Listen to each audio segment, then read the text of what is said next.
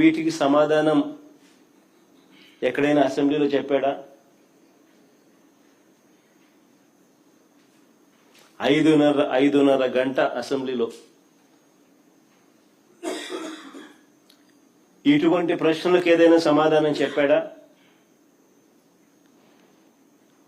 ఆ 5:30 గంటల సమావేశం కేవలం జగన్ను వైఎస్ఆర్ కాంగ్రెస్ పార్టీని దుమ్మెత్తిపోయడానికి, బూతులు తిట్టడానికి మాత్రమే వాడుకున్నారు. రాజధాని పేరిట పట్టపగలు తాను చేస్తా ఉన్న దోపిడీ నుంచి ప్రజలను డైవర్ట్ చేసేందుకు ఈ డ్రామాకు తెరలేపాడు.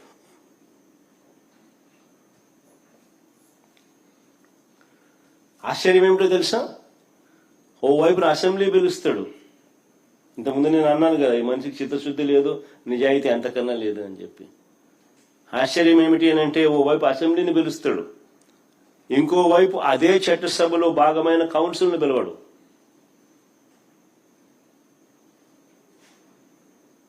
ఇంకోవైపు అదే చట్టసభలో భాగమైన కౌన్సిల్ని పిలవడు.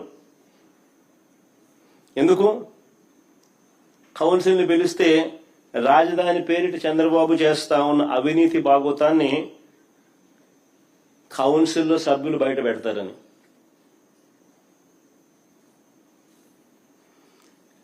ఈయన బండారాన్ని అంతా కూడా వాళ్ళు కడిగి పాడేస్తారని.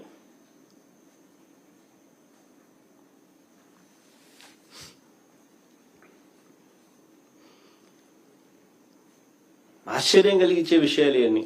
ఈయన అంటాడు, భవిష్యత్తులో కూడా రాజధానిని ఎవరు మార్చకుండా చట్టం తెస్తున్నామని చంద్రబాబు నాయుడు చెప్తా ఉన్నాడు. భవిష్యత్తులో కూడా రాజధానిని ఎవరు మార్చకుండా చట్టం తెస్తున్నామని చంద్రబాబు చెప్తా ఉన్నాడు. ఇలా అసెంబ్లీలో వీళ్ళు చేయగలేంది మళ్ళీ అదే అసెంబ్లీలో మళ్ళీ దాన్ని మార్పులు చేయలేరా? చట్టాల గురించి మాట్లాడే ఈ వ్యక్తి చట్ట సవరణల గురించి మాట్లాడ్డా? తెలియదా ఈయనకేమన్నా? తెలుసు, కానీ డ్రామా. ఇంతకుముందు నేను చెప్పినట్టుగా ఈ డ్రామా అంతా ఎందుకు? తన అవినీతిని కప్పిపుచ్చుకునేందుకు డ్రామా. ఏ చట్టమైనా కూడా చట్టసభ ద్వారా చట్టం చేయగలుగుతుంది, చట్టంలో సవరణలు కూడా చేయగలుగుతుంది. ఇది అందరికీ తెలిసిన విషయాలే. 3 ఏళ్ల పిల్లోడు 6 ఏళ్ల పిల్లోడిని అడిగినా చెప్తారు. కానీ చంద్రబాబు నాయుడు ఏదో కొత్తగా ప్రజలకు తెలియనట్టుగా, దాన్ని పక్కదోవ పట్టించేట్టుగా, దాన్ని ఏదో విప్లవాత్మకంగా తీసుకొని వస్తానట్టుగా ఓ బిల్డప్, దానికి ఒక కథ, ఎందుకు అదంతా చేస్తా ఉన్నాడంటే తన అవినీతి నుంచి టాపిక్ డైవర్ట్ చేసింది. నేను సూటిగా చంద్రబాబుని అడుగుతా ఉన్నాను, 2014 నుంచి ఇప్పటి వరకు 12 ఏళ్ల కాలంగా, 2014 నుంచి ఇప్పటి వరకు అంటే ఆయన 5 ఏళ్ళు, మళ్ళీ మన మధ్యలో మా 5 ఏళ్ళు, మళ్ళా ఇప్పుడు 2 ఏళ్ళు, దాదాపుగా 12 ఏళ్ళు కాలంలో మనస్ఫూర్తిగా చంద్రబాబు నాయుడు అడుగుతాను, నువ్వు ఈ ప్రాంతంలో ఉన్నావా అని అడుగుతా ఉన్నా. మనస్ఫూర్తిగా ఇక్కడ కాపురం పెట్టావా అని అడుగుతా ఉన్నా. ఇప్పటికీ కూడా మీ కుటుంబాలన్నీ ఎక్కడున్నాయని అడుగుతా ఉన్నా.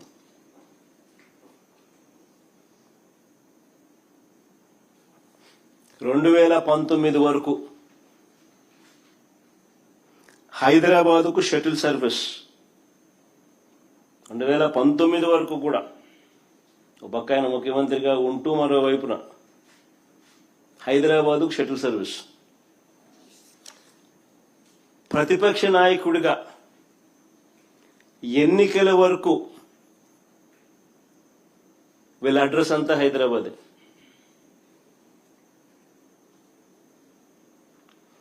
ఇప్పుడు కూడా వారానికి 2 రోజులు, వారానికి 5 రోజులే ఇక్కడ. అది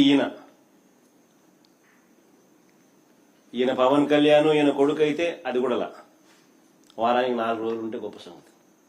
పవన్ కళ్యాణ్ అయితే అసలు ఆయన ఎప్పుడు ఉంటాడో కూడా తెలియదు.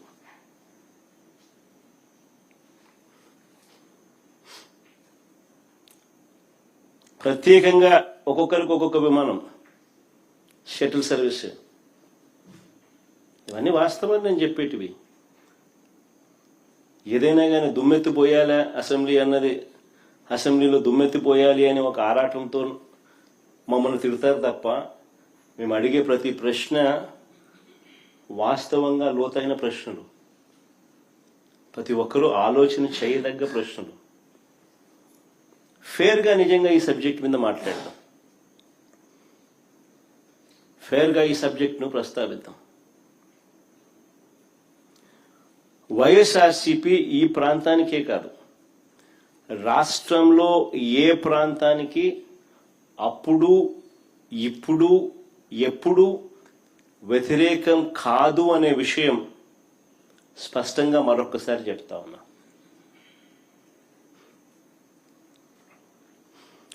కొన్ని వాస్తవమైన విషయాలు మీ ద్వారా ప్రజల ముందు, ఈ ప్రెస్ కాన్ఫరెన్స్ ద్వారా ప్రజల ముందుకు తీసుకుని పోయే ప్రయత్నం చేస్తా ఉన్నాం.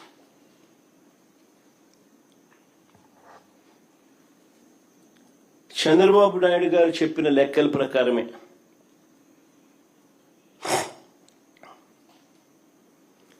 తానంతటి తానే కేంద్రానికి, తానంతటి తానే బ్యాంకులకు వాళ్ళు సబ్మిట్ చేసిన డిపిఆర్ రిపోర్ట్ల ప్రకారమే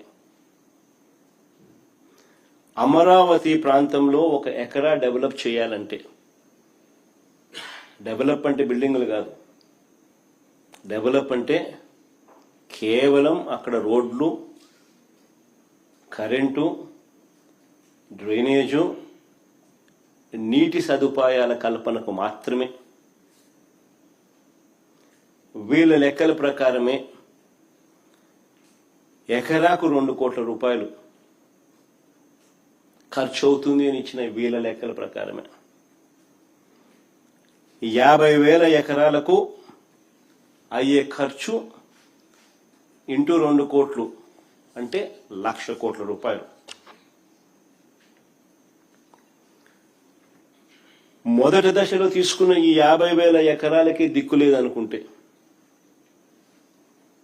మొదటి దశలో తీసుకున్న ఈ 50,000 ఎకరాలకే దీనికి అయ్యే 1,00,000 కోట్ల రూపాయలకు దిక్కు లేదు అని అనుకుంటే,